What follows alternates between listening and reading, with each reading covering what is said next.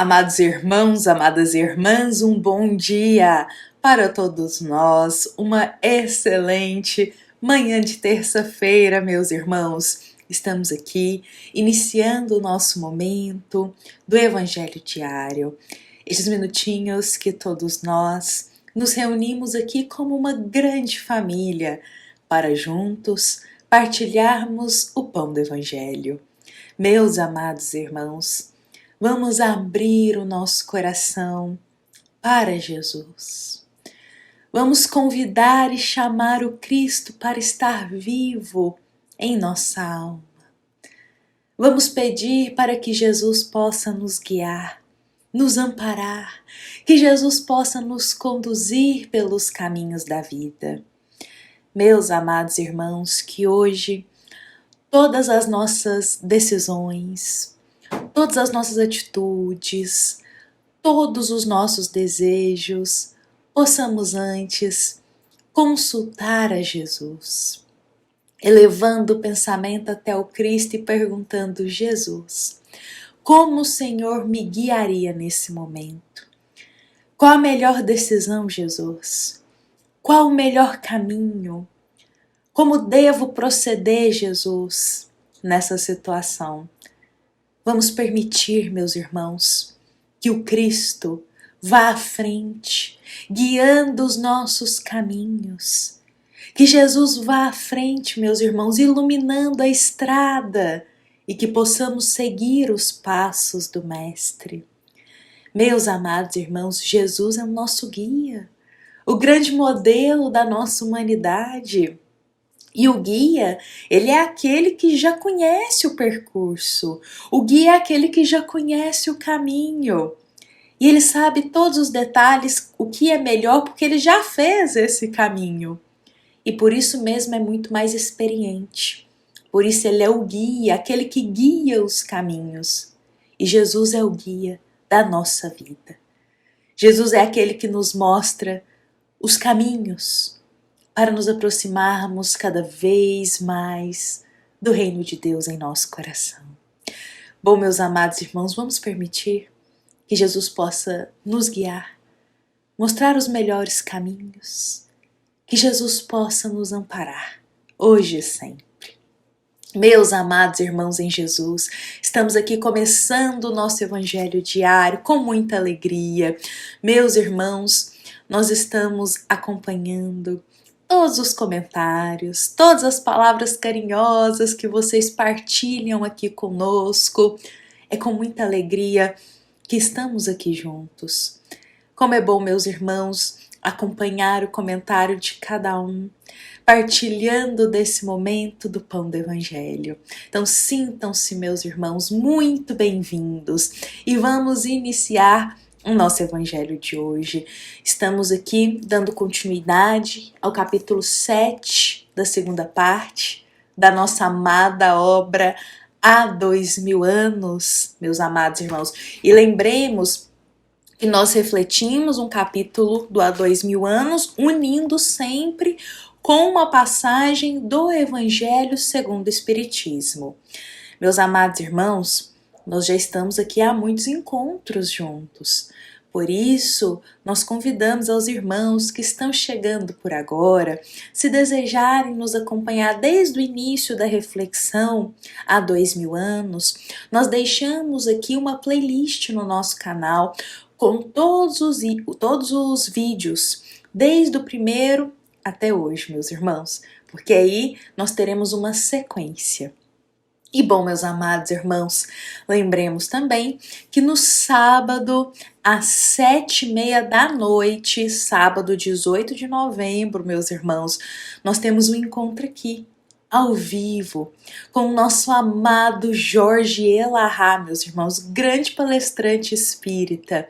Jorge Elahá, vou deixar aqui o banner para nós, ele estará aqui conosco, vai nos conceder essa honra de estar aqui conosco, partilhando palavras da obra Há 2000 anos.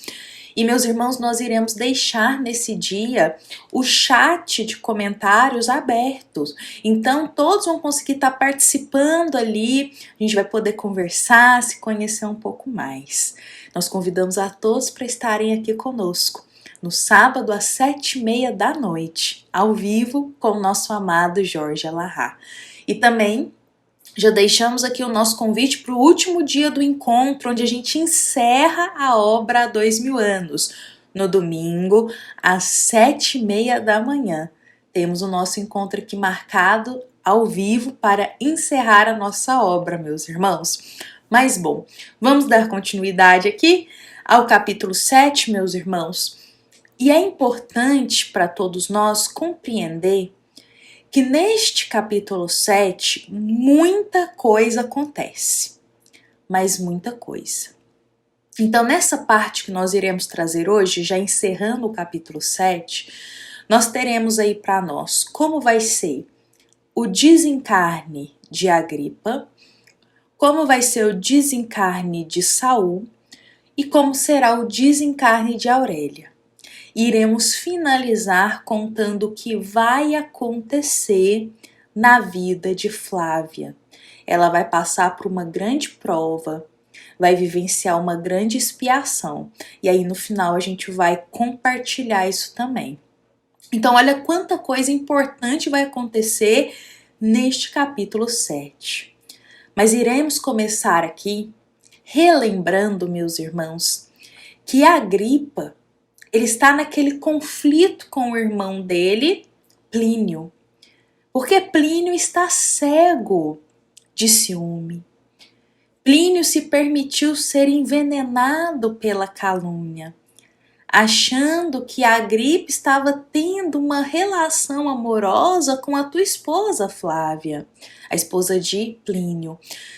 Mas na verdade, meus irmãos, essa ideia dele era uma ideia baseada no ciúme, numa mentira, numa calúnia. Agripa jamais estendeu qualquer insinuação para cima de Flávia. Na verdade, eles tinham uma grande amizade um pelo outro. Então, nós convidamos a todos a também acompanharem o vídeo de ontem, pois na reflexão de ontem a gente contou um pouco mais dessa história. E no final chegamos naquele momento revelador. O momento em que Plínio irá atacar a Agripa, tentando matá-lo. Exatamente, tamanho ciúme e o ódio que ele estava. E quando ele vai para cima do irmão, ele para um pouco e pensa. Ele relembra dos pais e do respeito aos pais. Então ele não irá matar Agripa, o teu irmão. E ele irá dizer, olha, eu só não irei te matar aqui nesse momento em respeito à memória dos nossos pais. Então, ele ameaça Agripa, mas não comete aquele ato brutal e violento. Logo em seguida, Plínio, então, ele sai do palácio e vai fazer a sua viagem com a tua amante Aurélia. Olha que situação, porque Plínio vai deixar a esposa Flávia doente em casa. Porque Flávia está sendo envenenada. E cada vez mais esse veneno está corroendo ela por dentro, digamos assim, e ela está perdendo as forças. Então ela está ficando doente, acamada. E aí ele simplesmente sai, deixa o irmão naquela situação, Flávia também, naquele caos todo, simplesmente vira as costas, sai e vai lá então fazer a viagem dele com a amante Aurélia. Neste mesmo instante, ali no palácio, tinha uma pessoa que estava observando toda aquela cena escondido. Essa pessoa era Saul. Saul, aquele que envenenou com calúnia os pensamentos de Plínio, porque o desejo dele era ficar com Flávia, e ele estava achando que Agripa era um adversário. Então, corroído também pelo ódio, vendo que Plínio não matou Agripa, escondido ele vai sair ali e atacar pelas costas Agripa. Em um golpe certeiro, em um golpe da maior intensidade que a gente pode pensar. Agripa não terá tempo nem de se defender e nem de ver quem foi o algoz. Simplesmente vai sentir aquele baque e cair ao chão. No mesmo momento que ele cai ao chão, em volta dele irá formar um círculo de sangue. Ele não irá resistir e naquele mesmo momento irá desencarnar. Então, quem matou Agripa foi Saul, escondido. E Saul vai sair às pressas do palácio e deixar toda aquela cena de terror. Flávia está no quarto, ouve tudo o que está acontecendo, mas ela não sabe o que ocorreu. Ana, a empregada amada de sua mãe, ainda continua morando com eles, cuidando deles. Ana ainda continua cuidando muito de Flávia. Ana irá se aproximar de Flávia. Flávia pedirá ajuda para ver o que está acontecendo. E eis que eles irão descobrir toda aquela cena de horror, vendo a Agripa ali caído naquela poça de sangue. Mas eis a questão. Quem matou a Agripa? Porque na visão deles, lá dentro do palácio, eles não sabiam quem tinha cometido esse ato tão horrendo contra a Agripa. Eles não sabiam. A única coisa que eles sabiam é que a Agripa tinha acabado de ter uma discussão com o irmão Plínio e que Plínio estava com os ânimos exaltados. Eles não sabiam que Saul estava escondido lá no palácio. Mas algumas pessoas viram Saul saindo de lá. Fato é, meus irmãos, que esse caso será colocado nas mãos de Públio Lentulus. Ele quem irá julgar o caso. E doído em coração, ele vai começar a pensar quem poderia ser, então, o criminoso que cometeu esse ato.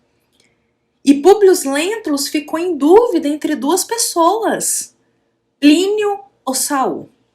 Primeiro que Plínio estava desaparecido, ninguém sabia onde Plínio estava, enquanto isso Plínio está lá naquela viagem com a amante, mas ninguém sabia disso, só sabia que ele não se encontrava por ali. E Saul, meus irmãos, foi interrogado por Públio Lentulus.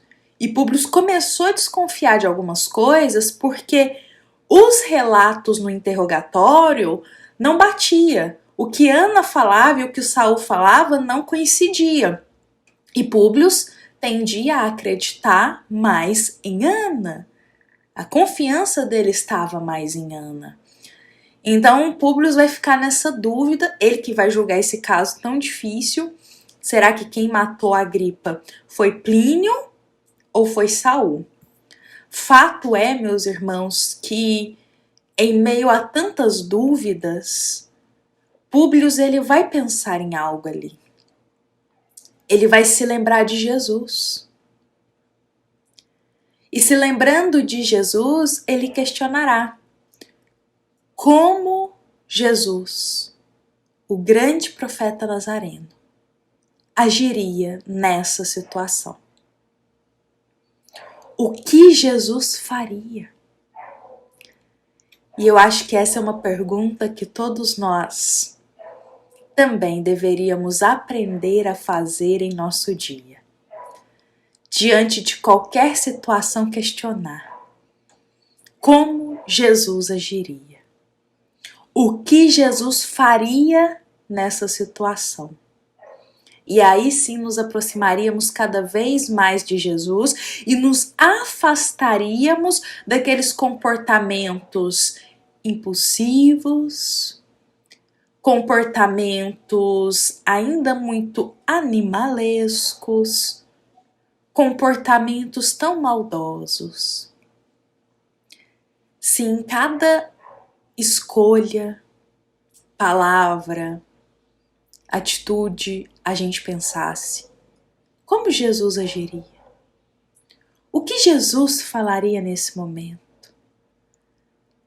Talvez nos aproximássemos cada vez mais do Cristo. E Públio ele começou a fazer isso, se questionar o que Jesus faria. E Ana, ouvindo o questionamento de Públio, vai dizer algo muito bonito. Ana irá dizer: meu Senhor, muitas vezes Jesus nos ensinou que jamais devemos julgar para não sermos também julgados. E olha, mesmo na minha terra, lá na lei antiga, mandava a gente agir olho por olho e dente por dente. Mas Jesus de Nazaré, sem destruir a essência dos ensinos do templo, esclareceu que os que mais erram no mundo são os mais infelizes e mais necessitados do nosso amparo espiritual, recomendando em tua doutrina de amor e de caridade que não perdoássemos apenas uma vez, mas 70 vezes 7. Essas palavras de Ana vão cair como pétalas das mais belas rosas no coração de Públio. E ao mesmo tempo essas palavras de Ana nos lembram a passagem do Evangelho segundo o Espiritismo, capítulo 10, item 9 e 10. Uma passagem que é reservada ali para nós palavras sobre o não julgar o próximo. Sobre não olhar o outro com um olhar de condenação, de julgamento, de crítica. Pois nós não sabemos o que se passa na vida do outro. Nós não sabemos o que ocorre.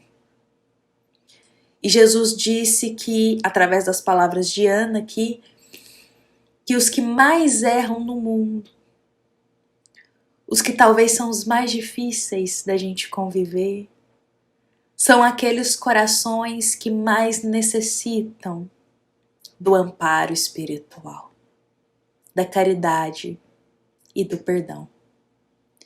Esses irmãos, eles não necessitam do julgamento. E não cabe a nós julgar o próximo, mas cabe a cada um de nós estender a mão. Eu gosto sempre de me lembrar também daquela passagem em que Jesus diz: aquele que estiver sem pecado, que atire a primeira pedra, revelando que todos nós erramos. E se erramos, quem somos nós para julgar? Em verdade, o nosso dever é amparar no reerguimento desses irmãos que são difíceis de conviver, que estão nas estradas enganosas, que estão ainda nas sombras. Não é fácil, meus irmãos, viver esse ensino no dia a dia, mas podemos começar com a paciência para com esses irmãos. A paciência e o não julgar. Mas bom, meus amados irmãos, vamos retornar para a história, porque Públio, ele realmente está nessa dúvida, recebe esse conselho de Ana, e neste momento, Públio, ele vai fazer mais um interrogatório a Saul. E quando ele vai interrogar Saul, o próprio Saul já sente que tem algo errado. Que Públio provavelmente vai descobrir a verdade, descobrir que ele foi quem matou Agripa. Então, naquele mesmo dia, depois desse interrogatório em que ele percebe as intenções do senador romano de realmente condená-lo por esse crime, Saul vai buscar Araxes. Lembremos que Araxes é aquele feiticeiro que a gente teve a oportunidade de refletir aqui um pouco mais sobre ele, que nada mais é do que um irmão com uma mediunidade infelizmente desviada do caminho do bem, porque Araxes ele cobrava por falar as coisas, por feitiços, pelo caminho mais largo, digamos assim. Ele não utilizava a mediunidade a serviço do bem, mas infelizmente utilizava a mediunidade a serviço do caminho errado, e também em troca de dinheiro. Então, quais são os espíritos que provavelmente estão perto de Araxes? não são os espíritos benevolentes, mas sim os espíritos que se comprazem ainda nessas enganações. E é fato, meus irmãos, na história é relatado que Saul, ele manteve contato com Araxes por muito tempo.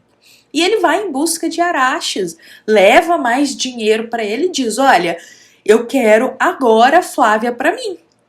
Eu não quero mais esperar.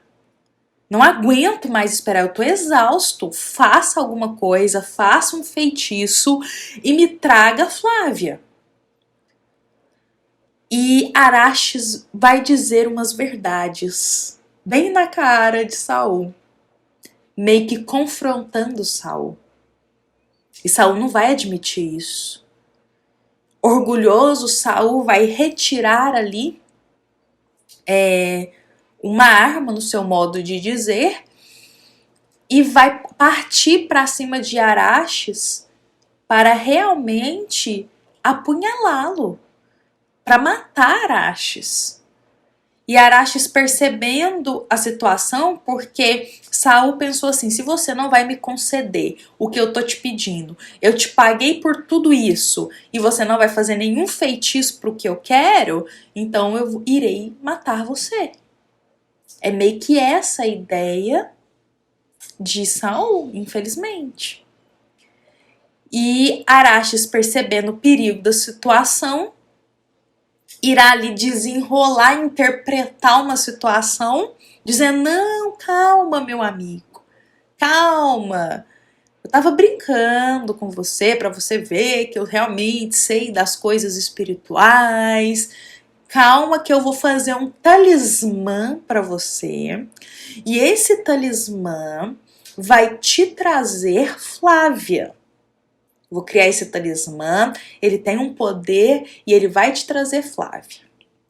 Então Araxes vai e faz toda uma encenação mesmo, meus irmãos, que ele estava acostumado naquela época como feiticeiro, como se estivesse ali invocando aos espíritos, toda uma encenação. E Saul vai ficar ali impressionado com aquilo, vai ter um talismã para conquistar Flávia. Claro que isso vai custar um dinheiro para Saul. Mas Saul não contava que Araxes tinha um plano. E Araxes, pegando ali o talismã, vai também entregar um vinho para Saul beber, dizendo que faz parte ali do feitiço para dar certo. Só que nesse vinho ele vai pingar umas gotas de veneno, com a intenção realmente de matar Saul, porque Araxes, ele pensou assim: vou eliminar então Saul devido às condições que está. E é isso que ele faz. Ele entrega esse vinho para Saul e será dessa forma que Saul irá retornar para a pátria espiritual, envenenado por Araxes. E Araxes, depois de envenenar Saul e ele morrer, Araxes vai continuar o dia, a vida, como se nada tivesse acontecido. Como se ele não tivesse feito nada errado, a consciência não vai nem pesar. Fato é, meus irmãos, então nós acabamos de ver como que foi o desencarne de Agripa. Logo depois Saul desencarnou e ao mesmo tempo aqui nós teremos Plínio em viagem com a amante. Tudo isso acontecendo lá e Plínio em viagem com a amante. Mal sabia Plínio que o irmão tinha desencarnado. E nessa viagem com Aurélia, Plínio vai ter a infeliz surpresa de se deparar com Aurélia nos braços de um músico. E corroído de ciúme, ele vai partir para cima de Aurélia, com a intenção também de acabar com a vida dela, mas ele decide não fazer isso. Fala que a relação deles está terminada a partir daquele momento e que o maior sofrimento dela vai ser esse: eles não retornarem para a relação que eles tinham. Então Plínio retorna para casa, para o palácio, depois dessa viagem. A Aurélia continua ali com um outro amante, que é um músico, mas a Aurélia, ela ainda vai continuar naquela vida desregrada. E ela vai acabar, depois de algum tempo, também desencarnando por ciúme de um de seus amantes. Então, olha só como que esse capítulo 7 ele tem muita informação para todos nós e nos revela como que a Agripa desencarnou, como que a Aurélia desencarnou e como que Saul também retornou para a pátria espiritual. Então, Plínio retornará para casa, diante de toda aquela situação, aí ele vai cair em si de tudo que está acontecendo, mas aí nós teremos uma surpresa. Porque Flávia, que estava sendo envenenada nas intenções de Aurélia, Flávia vai ter aquelas feridas no corpo pelo envenenamento, mas fato é, meus irmãos, que essas feridas vão conseguir ser curadas pelos remédios da época. Mas os olhos de Flávia serão afetados e ela ficará cega. Exatamente. Flávia perderá a visão, meus irmãos, devido ao envenenamento que ela sofreu. Aquele envenenamento aos poucos nas intenções de Aurélia. Então ela perderá a visão e agora Plínio retornou para casa. Bom, meus irmãos, como essa história vai encaminhar? O que será que vai acontecer daqui para frente? Eu convido a todos para a gente encerrar hoje aqui. Quanta coisa aconteceu nesse capítulo 7, quanta reflexão boa pra gente. Nós iremos encerrar aqui com essa informação que Flávia ficou cega, Plínio retornando para o palácio, e agora a gente vai ver o que vai acontecer na vida deles daqui para frente, porque alguns anos irão se passar, meus irmãos. Mas amanhã nós veremos mais detalhes dessa história. Meus amados irmãos, nós convidamos a todos para encerrarmos com Jesus em nosso coração, convidando a cada coração para estar aqui conosco amanhã, às 7h30 da manhã, para a gente dar continuidade na história. Amanhã a gente já adentra no capítulo 8, meus irmãos. E lembremos que essa também é uma mensagem da nossa amada Casa Espírita, Luiz Gonzaga, da cidade de Luminárias, para todos nós que aqui estamos presentes. Fiquemos em paz, fiquemos com Jesus em nosso coração. Que assim seja, meus irmãos.